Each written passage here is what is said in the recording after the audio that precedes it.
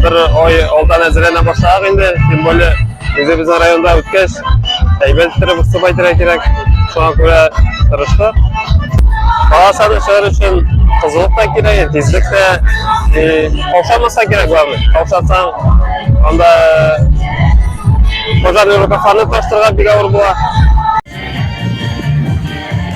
Сегодня мы проводим 15-е соревнования между добровольными командами, добровольцами пожарными сельских районов.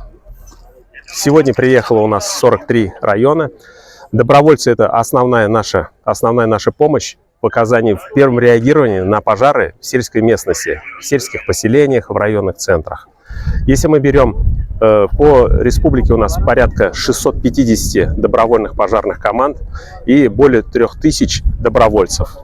Добровольцы участвуют в тушении в среднем где-то каждого 6-го пожара в республике вместе с нашими подразделениями. Если мы берем в разрезе Кукмарского района, в Кукмарском районе очень большое внимание уделяется оснащению. Только за прошлый год было приобретено 2 пожарных автомобиля, порядка 23 мотопомп и различное пожарно-техническое вооружение на сумму более 7 миллионов. Такие суммы в сельских районах — это лучший район.